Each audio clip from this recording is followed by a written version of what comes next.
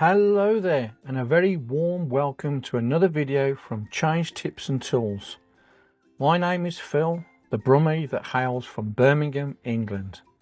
Now, today's video is slightly different from my normal videos, as I want to talk a little about some challenges that we or you may face in this world of change, especially when it comes to investing in the next generation, or if indeed you are someone who has just started their journey as a change professional. Now, this is ominous. What's wrong with change today?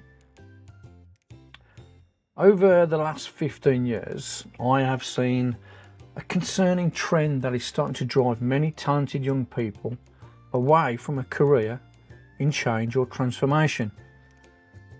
And this is because their first experiences of change is not a pleasant one. The programs and the projects they work on seem to be doomed to fail. There is a perception of them and us between the business and the change team. And this is because the business seem to resist, even fight change. This is because the objectives of the business and the project or program are not aligned. There is confusion over scope. No one knows why they are doing this. And as far as the stakeholders are concerned, the executive and the business sponsor sometimes are invisible, and these stakeholders are just not interested. There is a perception that people are actively sabotaging efforts. There is a clear resistance. And as far as the team is concerned, the morale is low. The tension can be felt. The word toxic seems to be a common word these days that I hear among my colleagues in some instances. People are burnt out, turnover is high, and working conditions are poor, and they do not get the opportunity or the experience to learn what good looks like. So what about the next generation of change professionals after all? The only constant in our lives is change itself. Well, it's up to us. The responsibility sits with us. We as the senior change professionals need to set them up for success. Lead by example. We need to invest our knowledge and our experience in the next generation and show them what good truly looks like. We have to let them stand on our shoulders so they can reach higher and achieve even greater things. But we can only do this if our sponsors and stakeholders ensure we are all one team with the same objectives and the same goals, that there is no such thing as them and us. But they in turn can only do this if the organisation's leadership team have an effective vision and strategy that everyone in the organisation can get behind.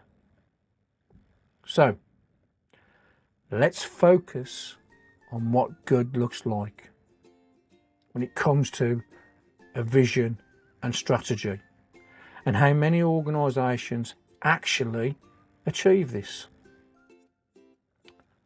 So let's look at the vision. It needs to be a beacon, not a to-do list. It has to inspire people. So a checklist just simply won't do. And it can't be a novel that explains chapter and verse, as people will simply just switch off. They need to be able to look at it and immediately know why. Now, we all know that senior people like to show off the extent of their vocabulary. But this is wasted on the average person on the street and simply becomes fluffy waffle that means nothing. Keep it simple and to the point. No more than a couple of paragraphs will do. The simple theme that people top down and bottom up can get behind. And sometimes people write the vision too early, or they lock it down too early. You need to validate your vision based on the blueprint. Now, the blueprint consists of process, which is what you do, the organisation, how you do it, tools and technology, or the things that you use to do it with, and management information, which you use to manage your organisation and monitor your performance against strategic priorities. We look at this based on how we work today, as in the as is. And we also have a future state version, which is based on our vision, which could be in 5 years, for example. Now, the vision is achieved through your strategy. So what does a strategy consist of? So let's look at that. Now, through the blueprint, we have the where we are now. And also through the blueprint, we have the where do we need to be in the future. But we need to understand what is going to get in our way. What are the blockers? And we also need to understand through our programs and projects, what is the plan? How are we going to get there? What do we need to do to get to where we need to be, and then execute against that plan? Now, as far as the critical success factors, we need to ensure alignment on the strategy development. We need to ensure the leadership team is aligned first. These, after all, are the people that are leading us, and we need the people that are leading us to have the same destination and the same common goals. The vision and the strategy needs to be aligned. We need to make sure that we are doing the things that are going to get you to the place that you need to go. And the whole organisation, top down and bottom up, needs to be aligned with the vision and the strategy through cascading objectives and goals, for example. Everyone needs to know where you are, where you need to get to, and how and why you need to get there, and how they can make the plan to get there successful. It's simple. Everyone needs to be aligned.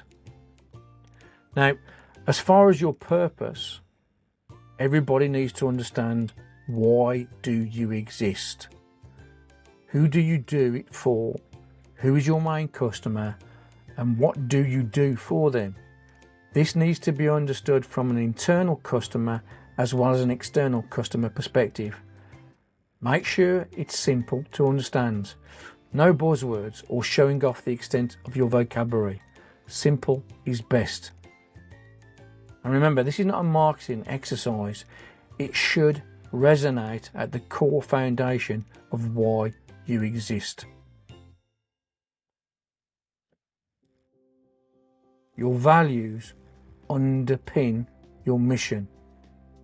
It is who you are as an organisation. It states, what do you value? What are the cultures of your organisation? What values are important to the organisation, and what is acceptable behaviour? It's common practice when you sit in your performance reviews with individuals where they are measured against the values of your organisation. Performance ties the whole strategy together, so it needs to be aligned with your values. You need to understand also what your constraints are. You can't do everything, and those constraints could be time, budgets, people, technology, or there could be something that's around the corner that you don't know about yet. So you need to have your risk management in place. You need to mitigate those risks. what uncertainty exists in your organisation, what are the impacts of that uncertainty, and what's the likelihood or probability of it happening, and what can you do to mitigate that risk. We've got to break the habit of firefighting. Be proactive instead of reactive, and keep your strategy on task. Don't try and boil the ocean, and be clear on your priority goals and objectives to get to your future state. Maybe you could plan this via stepping stones, as in via intermediate blueprints based on your horizon of certainty. Communication. You cannot over communicate. You need to make sure you have a communication strategy in place on how you are going to share this vision and strategy with your organisation. And you need to keep in mind that different people absorb information differently. So they might have preferences on via words or audio or pictures. It's all about keeping your organisation aligned, top down and bottom up. Now, we talked about the strategy and how you get there, and how that helps you achieve your vision, and how through your strategy you validate your vision and revalidate it. So if you have an aligned program or project plans to achieve your organization's vision as part of your strategic plan with a clear direction, and you don't sway from it, you will save time, money and resources. Your people will be happier and motivated in the business and change. You will ultimately get more done, have a bigger impact and achieve your vision together. And then you will be able to invest and secure that next generation of change professionals. I hope you found this video to be both informative and enjoyable. And please remember to like, subscribe and click the notifications button for future content. I wish you all a wonderful day wherever you are in the world. So please take care, and I look forward to seeing you on the next video. Bye bye now.